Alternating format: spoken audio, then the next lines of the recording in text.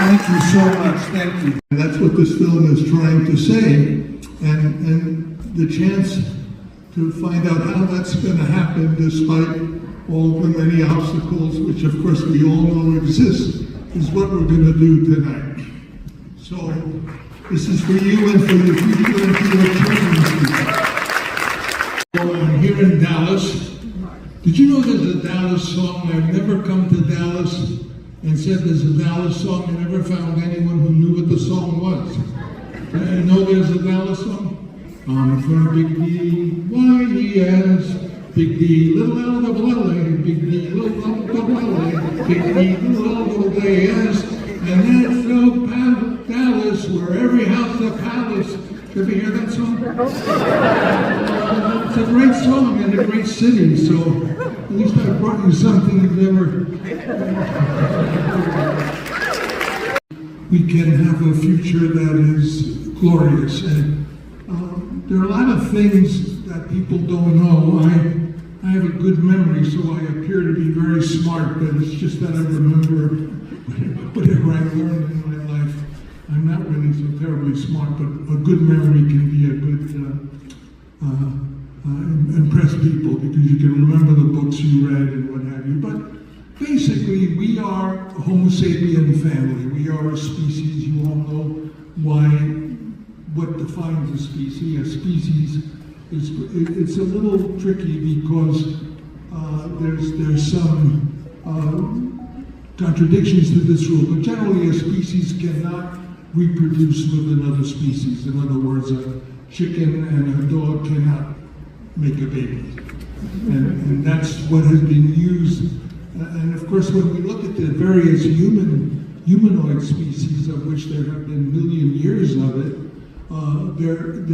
there's a kind of confusion as to whether we know that a horse and a donkey occasionally can produce a mule, but the mule is infertile.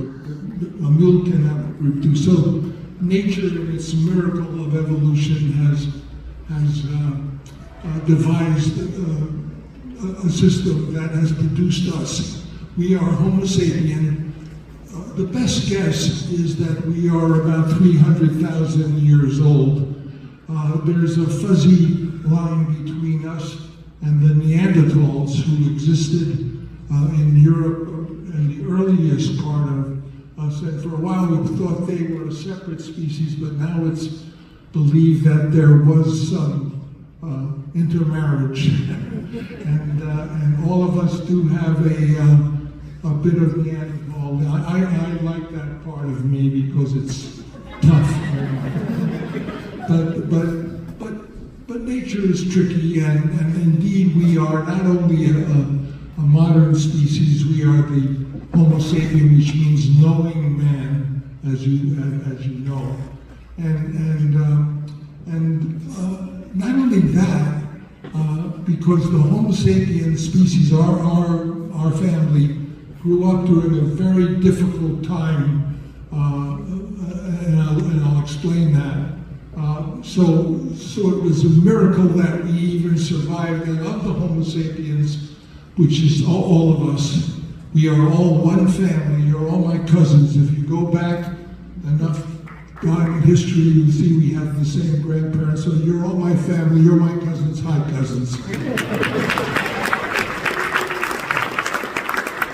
And I read somewhere that there was another Homo sapien family, in other words, same species but different family, but the last of that family died out during the time of Alexander the Great, and I don't have the faintest idea how they know that. But I did read it somewhere that there was another Homo sapien family. And here's a point of big contention. With me personally, I know, and the character of Caesar, who is basically Adam Driver imitating me. I asked him, what are you basing this on? He says, you. So at the end, if you remember, he said the human being is a wonder, and of course I feel that there's no other intelligent creature, and there are many intelligent fellow creatures on this earth. They, octopi or octopuses, you're allowed to call them, those are very, very bright. Oops, my phone is going on like that.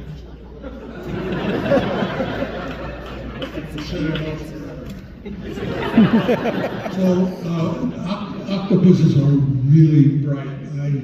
And it's interesting because they split off from the continuity of life from us a million years ago. We have more to do with the DNA of a spider than we do of an octopus. And yet they're incredibly intelligent creatures, and when you get to know one, as I had once the privilege of being a big shot, I was allowed in an aquarium to visit the exhibit closed, and I went and spent time with this big octopus, and I can't tell you what a wonderful experience that was. It reached out to me, and I reached out to it, and there's no question in those eyes was a tremendous intelligence, and it liked me, and I liked it. And, you know, Italians and Greeks and other people will eat octopus. From the moment that happened, I've never eaten octopus again, because they are such wonderful creatures. And of course, there are other very intelligent creatures. Dolphins are super intelligent, elephants, pigs, all crows, ravens. But let's be honest, compared to the human being, the Homo sapien, knowing man, is there any other living creature, even in that league, to be able to do? When you think of the things we have done, that we have understood, the art we have created, the fact that we have uncovered the secret of DNA, and even recently have learned through CRISPR, which I'm sure you know about, or learned how to change the DNA. We can send crafts to photograph the Mars. We can understand miracles of activity in the universe. No creature, yet they refuse to call us a genius species, but it's true. We are not only one family, but everyone here is a member of this genius species and has gifts, probably gifts you don't even know about yet because you weren't perhaps brought up in a world in which quantum physics was discussed every day, or music, or wine, or whatever.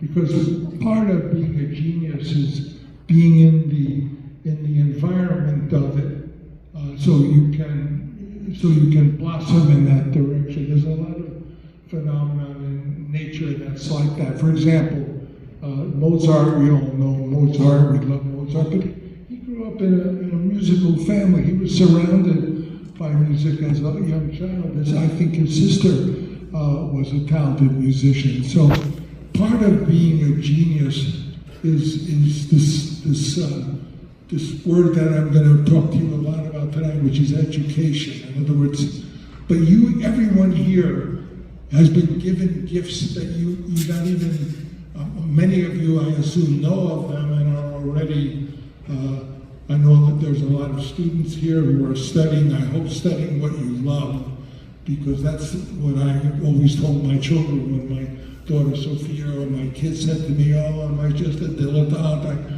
I like to paint, I'm studying painting, but I also like stories and I like I said, do what you love.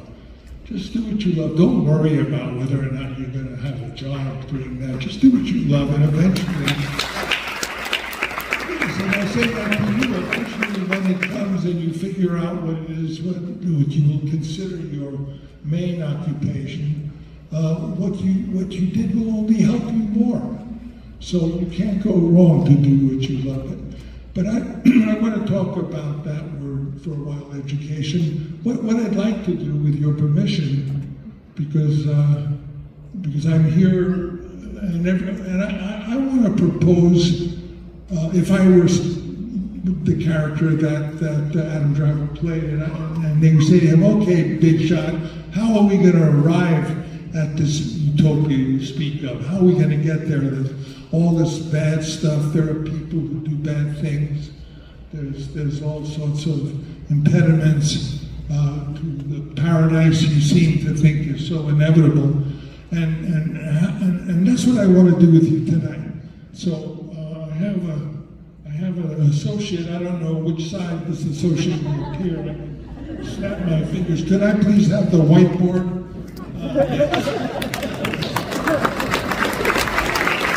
One is time, two is work, three is money, four is politics, government. I make that one thing. Five is education, six law, penology, which is systems of punishment, you know that. Seven, caste and war. Eight, art. Nine, sport, and 10, celebration. These are 10. What are these? These, if you consider that we live in a patriarchy, and we all know what that is because we see the result of it every time someone announces that someone had a war somewhere or that a bunch of children were killed.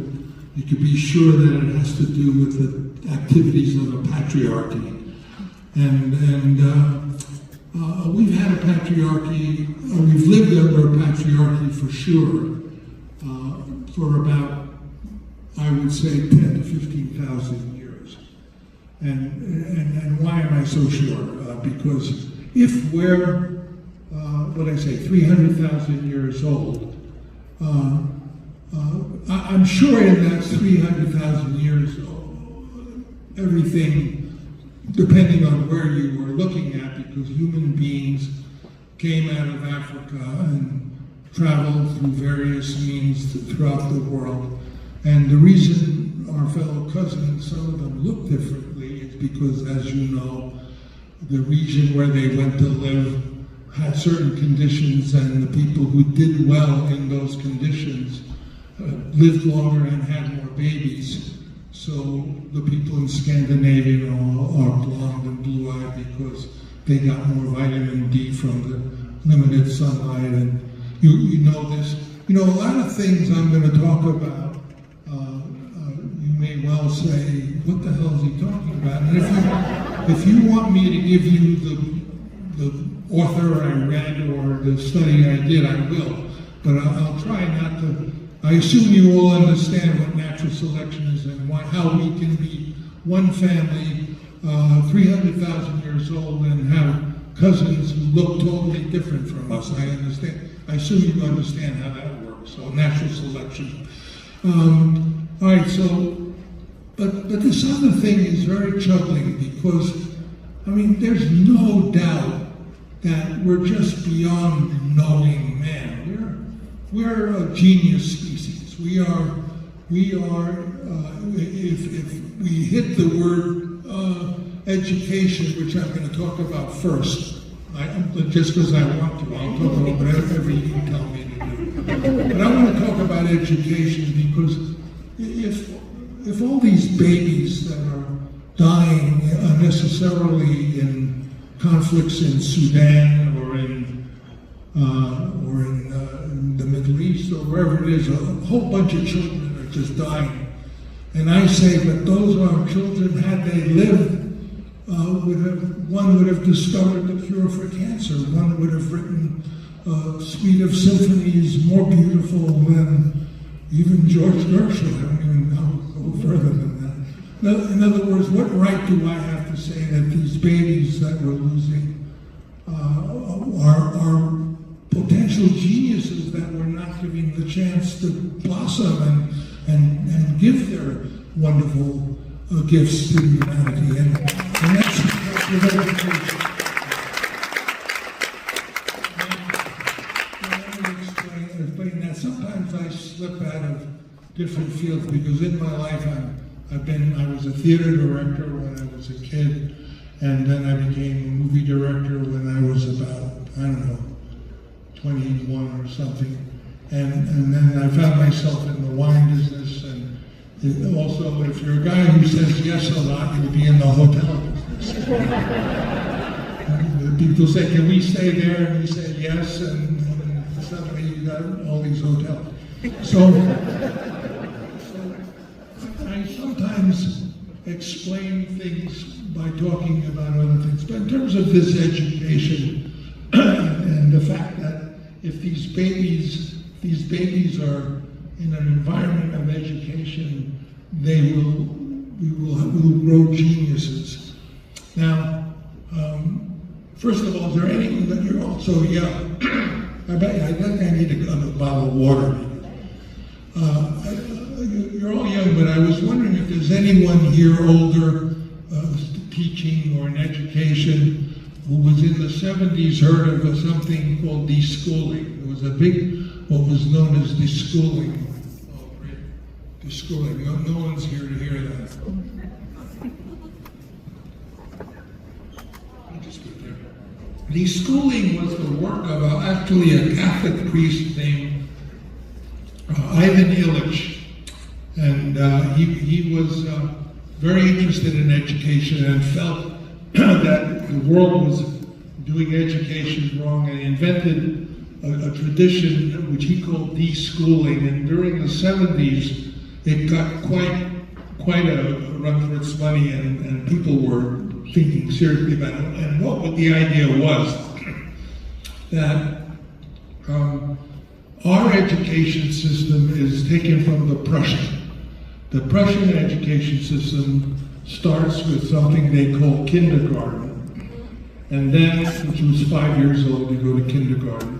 This is in Prussia. And then grades 1 through 8 was a kind of high school, which was, well, we have it, so you all know exactly because it came from Prussia. Then high school was 9, 10, 11, 12, and then college was another 4 years if you made it, and then a job. So the Prussian system was just a runway to find training for workers and people to fill the jobs of this extraordinary group of principalities. Prussia was just one, which ultimately became Germany and became, more importantly, something called the Hanseatic League. This was this vital commercial district in our modern times that produced this extraordinary, productive, unfortunately, for armament and other things, but other things as well. And that's the system we adopted: kindergarten, high school, college, and a job, which Ivan Illich said that's the system we don't want that. The American system was a different system. It was the one-room schoolroom. The American system was in a locale. There was a schoolroom, and there were kids, 7 years old, 9 years old, 12 years old, 13 years old, all in this one schoolroom, and that, of course, made sense for the communities the way they were in America.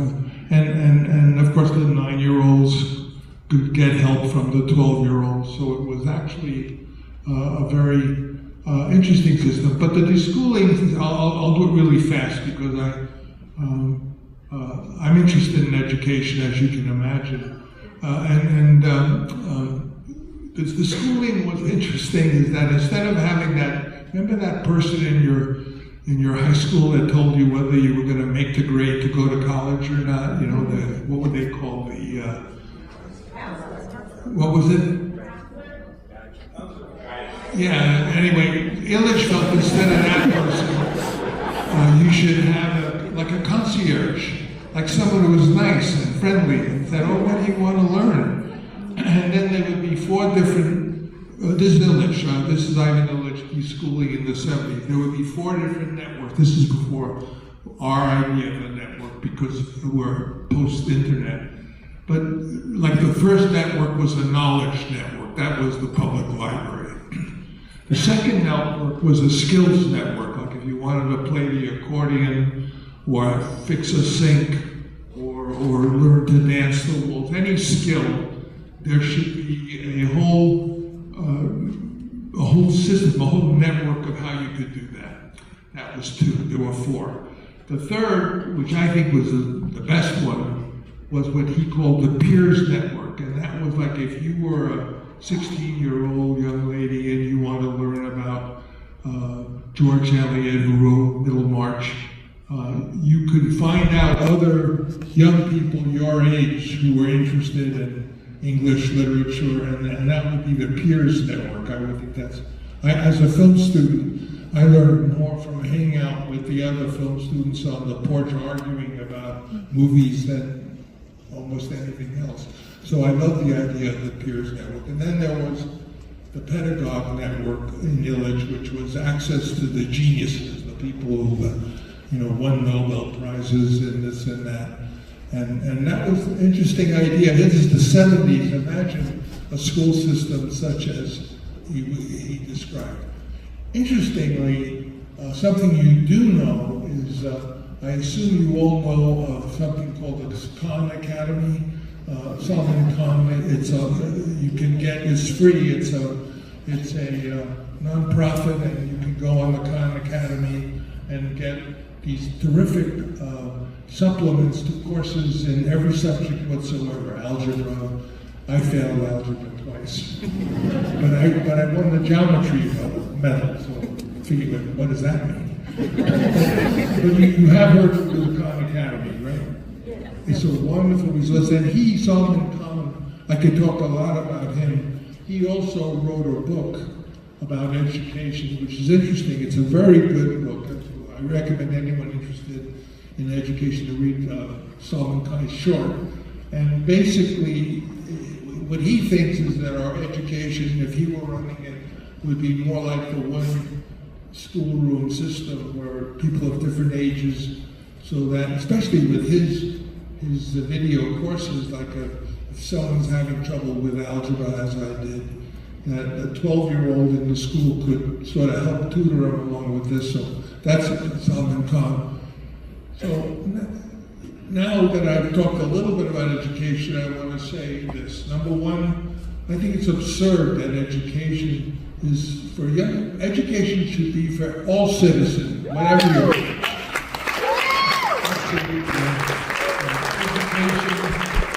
To learn something is one of the pleasures of life, and one of only two pleasures of life that you can't overdo and get yourself in trouble overdo them. If you drink too much, you know what'll happen. If you eat too much, you'll be obese and you'll never make it. You don't see a lot of men my ages who are 300 pounds, which I would have been had I continued eating. You can't carouse and pursue ladies, because in the end you'll get in all kinds of trouble, and you don't want to do that. And so all of the only things you can do without limit is you can learn all you want, and there's no bad side to that. And you can listen to music all you want. There's no, unless you listen too loud, you can listen to music. All the pleasures of life, music and learning, are the two that have no negative side. So put a big heart next to education. Education. Fill it in so they see the river. These are 10 things that we invented, that we interpreted. We saw them in nature maybe, but we invented them, and not that long ago. And they really are alive now, and most of them are unpleasant. My objective here is to make all of them wonderful, and so that the things that rule our lives are not oppressive and awful and debilitating, but are wonderful. And that's what I'm going to do with you, with your help. So education, and that brings me to the. I don't have on the side anything. To be honest, I'm not going to raise $8 million just to make a little movie to have some fun. And I have, I'm trying to preserve the things that I wanted to leave my kids, like the winery and Napa and stuff. But I'm pretty much, as I sit here, before you totally broke. But I feel that this picture will be like Apocalypse Now. People will see it over years, and little by little it will. Apocalypse Now, I was in the hole, and interest in those days, believe it or not, was 22%. And Apocalypse just paid itself off about 8 years ago. So I think that something like that, you know more than I, but this is the picture that the more you see it, the more you understand what it's really about. Has anyone seen it before tonight? I hope you agree with me that seeing it a second time gives you more of a sense of what's really in it, because it's sort of, that's my hope. All right, so basically,